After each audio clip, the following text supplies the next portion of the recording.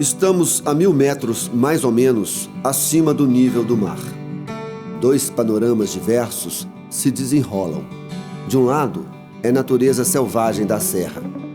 Do outro é a vista de todo o Chapadão longuíssimo e a povoação de Belo Horizonte. Quando se chega do alto da serra, é que se compreende a razão do nome Curral del Rei, dado até hoje a essa localidade.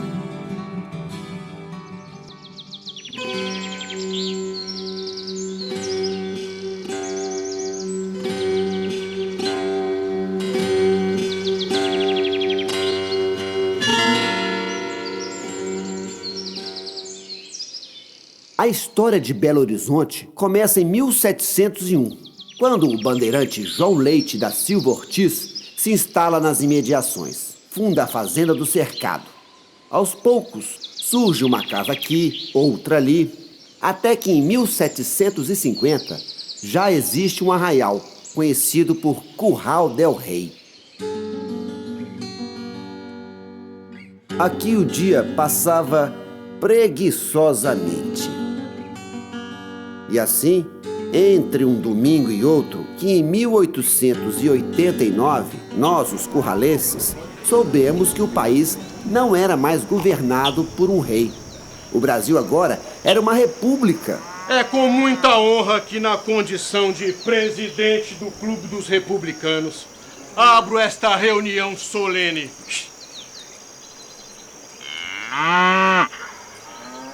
Todos nós concordamos que o nome de Curral del Rei é um nome um tanto antiquado. E a troca desse nome é uma vontade de todos os curralenses. Mas antes de fazer minha sugestão, gostaria de ouvir o nome que os demais aqui presentes têm para propor. Terra Nova. É um nome bonito, forte. Floresta Nova. Floresta Nova. Cruzeiro do Sul. Bem, tenho a honra, se a modéstia me permite, de anunciar o nome do nosso novo arraial. Novo Horizonte. Eu acho que Belo Horizonte é um nome mais representativo. Eu não acho. Declaro aberta a votação. Encerrada as votações, fica eleito por unanimidade o nome de arraial de Novo Horizonte. E na condição de presidente do Clube dos Republicanos, eu mesmo me encarrego de levar a proposta ao senhor João Pinheiro, presidente desse estado.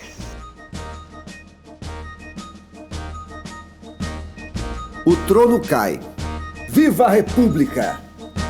Abaixo o nome desse burgo chamado de Curral del Rei, a falta de melhor batismo. Bom dia.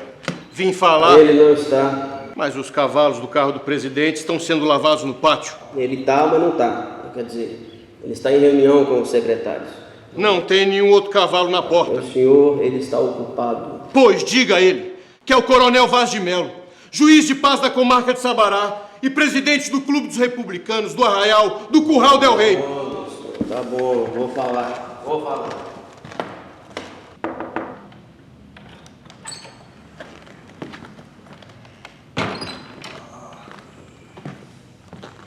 Presidente, eu já pedi para chamar o doutor Epaminondas. A propósito, tem um homem aí querendo falar com o senhor. Quem é? Sei. Disse que é presidente de um lugar aí. Pede pra entrar. Como? Pede pra entrar. Sim, senhor. Ele pediu para o senhor esperar um pouco.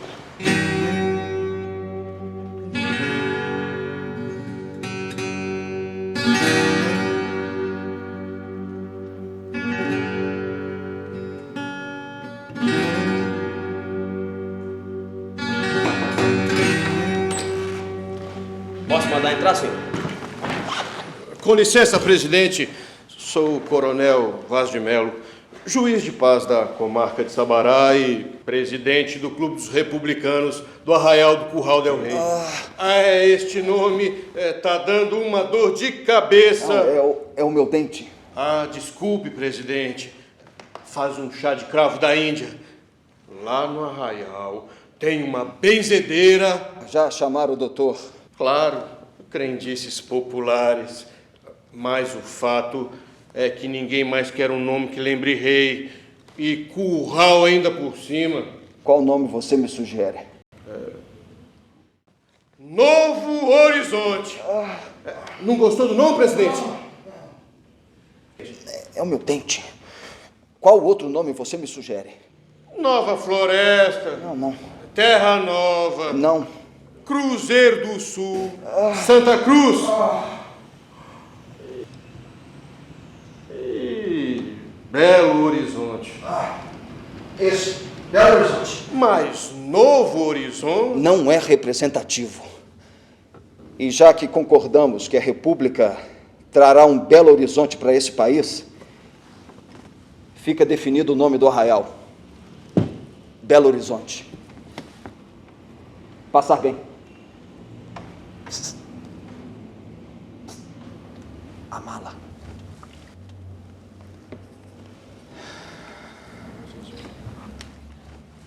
E o que decreta João Pinheiro, calendário 12 de abril de 1890, nos internece por decreto de devoção, amor, orgulho e tudo mais. Por favor, encaminhe para o Congresso. Belo Horizonte.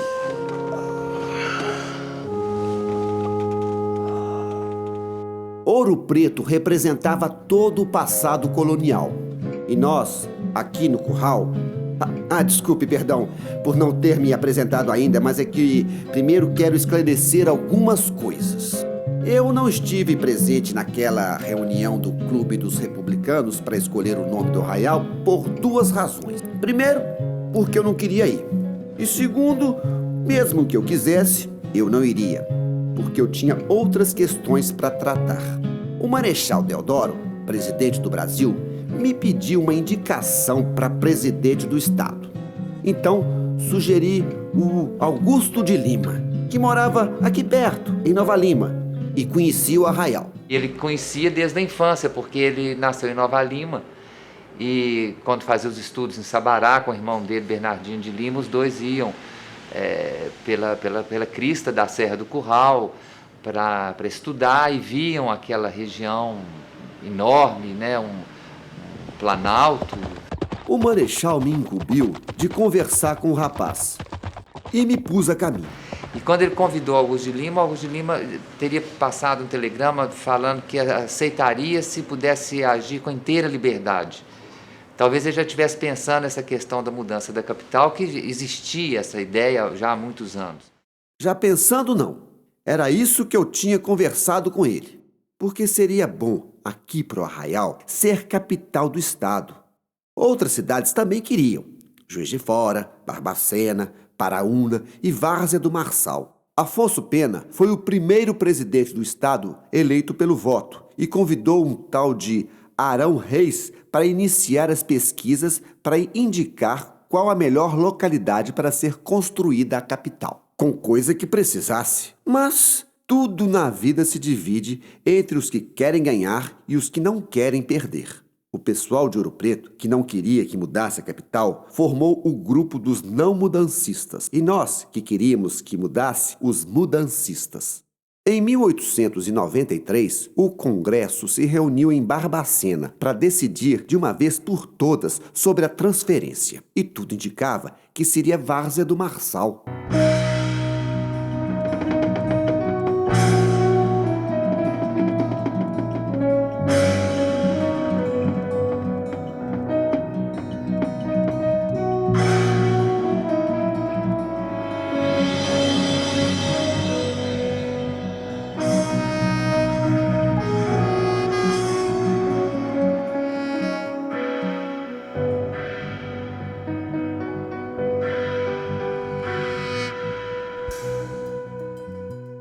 A transferência da capital foi vitoriosa por 3 votos apenas.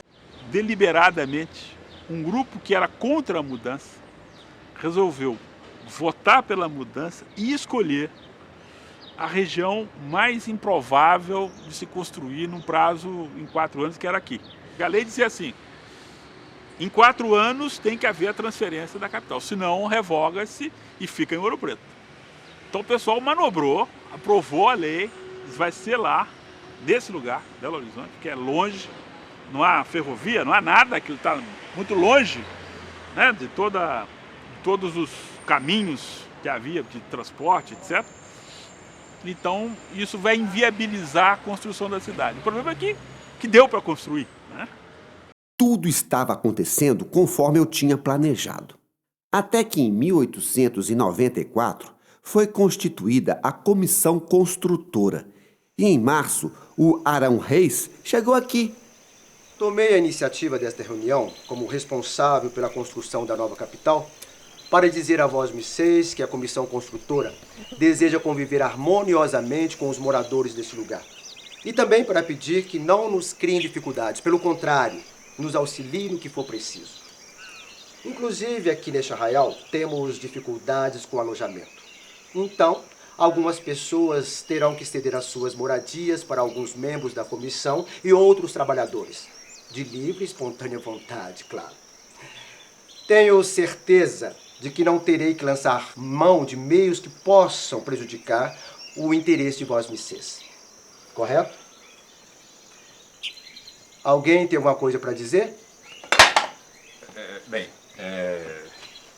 Nos últimos dias da monarquia, as pessoas gritavam no meio das ruas sediciosamente: Viva a República! Mudou-se o nome de Curral del Rei para Belo Horizonte, para apagar de vez tudo o que a trono cheirasse ou a rei se referisse. A mudança da capital para essas terras foi sempre um sonho dessa gente. E justamente agora que este anelo está para realizar-se, eu tenho a certeza de que não será o povo desta terra que irá colocar dificuldades. Pois bem? Melhor assim. Pois é, eu também não fui nessa reunião porque eu precisava de um plano. As coisas não estavam mais acontecendo como eu tinha planejado. Esse tal de Arão... Eu morava na Rua do Sabará, perto da Chácara do Sapo, que ficava onde hoje é o Parque Municipal. E adivinha quem foi morar lá na chácara? Mas até que algumas coisas interessantes saíram de lá. Ele era um engenheiro imbuído dos princípios do positivismo, né? Que era o que predominava nas escolas de engenharia, então. Positivismo é uma corrente filosófica do século XIX, que teve como principal precursor Augusto Comte. Teve grande influência sobre os eventos que antecederam a proclamação da República. Tanto que a bandeira brasileira tem uma referência à máxima positivista: o amor por princípio, a ordem por base e o progresso por fim. Como o bom positivista que era, ele achava que podia ordenar o mundo, podia construir uma cidade com régua, com compasso, e essa cidade ser a expressão da razão. Em 1895, o padre Francisco Martins Dias fundou o jornal Belo Horizonte para informar a gente sobre o andamento dos trabalhos da Comissão Construtora. No início da construção de Belo Horizonte, o arraial devia ter umas 2.000 pessoas, 300 e poucas casas. E esses antigos moradores do arraial foram literalmente expulsos do arraial. Nessa época, eu estava muito ocupado, pensando em um plano para tirar aquela peste do meu caminho.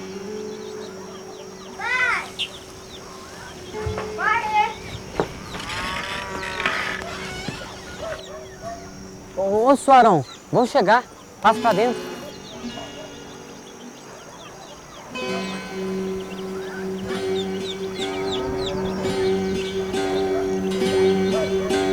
Ô, Suarão, só um momentinho. Eu acho que a gente precisa avaliar melhor essa situação. Ô, Suarão, veja só a qualidade desse terreno, hein? Vista pra Serra do Curral, casa com banheiro dentro, 3 aposentos, córrego no fundo. O senhor não acha que dá para melhorar a oferta? É pegar ou largar. E se eu largar? Elas vão ser derrubadas de qualquer jeito. Ah, tudo bem. Então eu quero um lote bem aqui. Aqui vai ser construído um jardim zoológico. Então, ali? Ali vai ser construída a Praça da Liberdade e suas secretarias. E mais embaixo? Lá embaixo é para os funcionários, meu rapaz. Então eu quero um lote lá na serra. Lá são chácaras, as áreas são grandes. Lá perto daquela lagoinha. Ah, olha aqui. Isso aqui é só a metade. E do outro lado do ribeirão, naquele prado. Ah, está bem. Os 20% que faltam, você paga em 30 dias. Quer saber? Eu vou embora pra Venda Nova. Fique aí com a cidade de Voz Messias. Fui! Bora, seu menino! Vamos embora pra Venda Nova. Não tem mal já pra gente, não.